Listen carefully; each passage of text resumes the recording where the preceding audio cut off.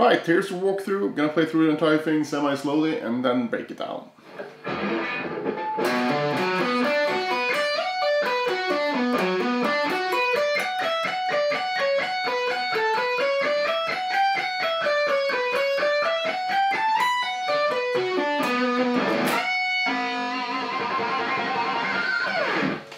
Right, so it's in B natural minor, and we start with pretty big B minor sweep arpeggio here. So when I say pretty big, I mean the biggest you can do on a 6-string guitar, because we use all 6 strings here. So, and this shape is just like a minor bar chord, but you add 10 and 10 on the low E and the high E. So we start with a downstroke, so we go down on 7, hammer on 10, and then down on 9, down on 9, 7, 7, 7, all downstrokes, and then an upstroke on 10. So make sure that you fall to each string. So I don't want to see anything like this, because that's not helping you at all. So you want to think of it as like a big downstroke and a big upstroke, right? So from here we slide up to the 14th fret. So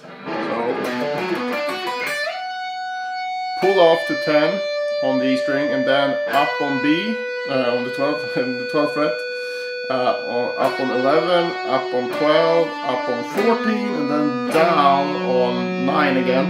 And look at my right hand here, I'm already planting on the D string, hammer on back to 14, down on 12, down on 11, down on 12, down on 10, and then upstroke on 14. And here's where the next picked section begins. And this is a pedal tone lick, and a pedal tone just means that you go back to either a higher or a lower single note, or you can even do a group of notes as well. But in this case, it's just a higher single note. So every other note will be this note. So we start on this one, 14, and then we go 12, 14, 10, 14, 9, 14, 12 on the B string, 14, and then finally end up on 10 here on the B string. So, right, and this note will always be upstroke, so you're gonna get outside picking when you go to, I mean here's just on single string picking, but from here,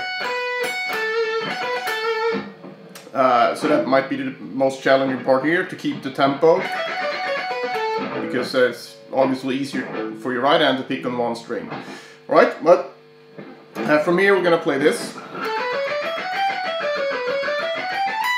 So just 3 groups of 6s. So we're gonna do an ascending group first. So we go 10, 12, 14 on both strings. Shift up and go down 15, 14, 12 on both. So,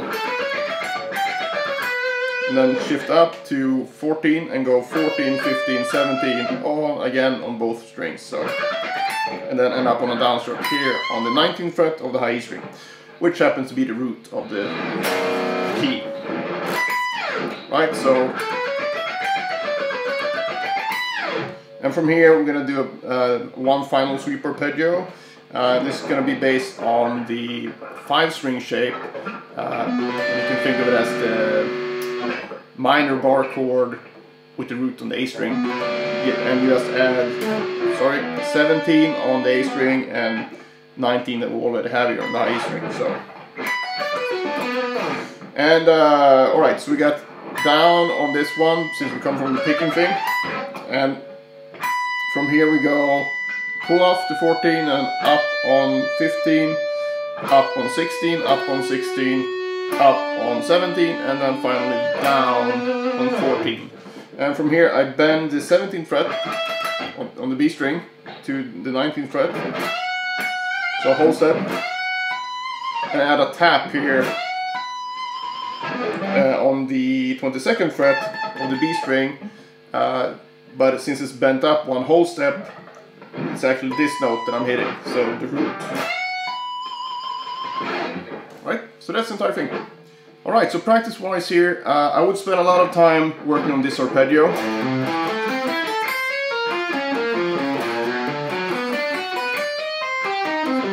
Then use it as a warm-up for, you know, a few days and a few weeks.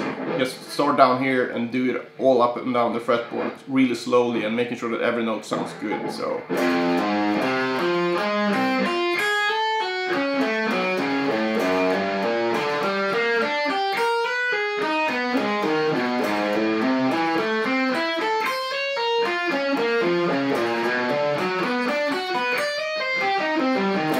Right, because this one is pretty tricky with all the barring, and you know you have to keep the tempo, all of the 6 strings and all that stuff. And do the same with this one as well.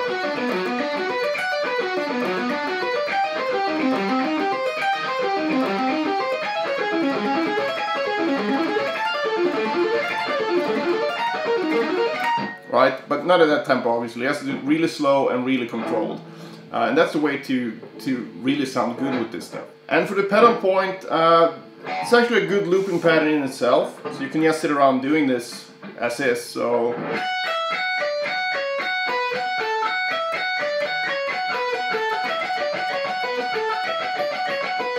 move it around chromatically.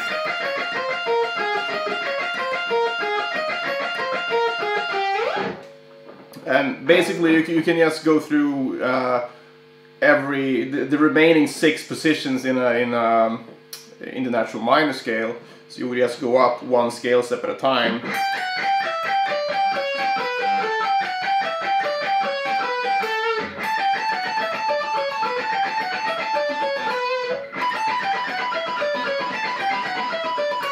So I think for most people the right hand will be the issue here, so it's a really good thing to do. And you can even exaggerate the difficulty here, so you just keep going like this.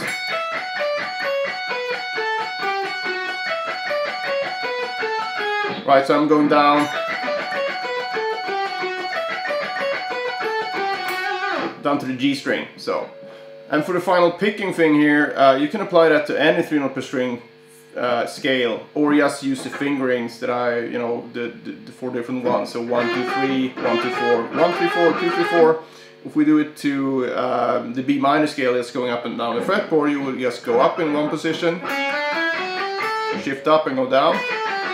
Shift up and go up. Keep going like that on all string groups. And so on. Or yes, if you want a bit more mindless thing, if you're watching Netflix or whatever, you can just do it with the fingerings that I talked about. So 1, 2, 3 would look like this. So I'm just moving chromatically here. But the picking is the same, and you can do that with all your fingerings here.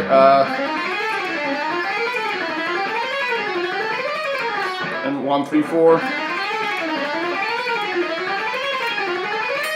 And so on. Then you shouldn't have that much trouble just once you know the scale.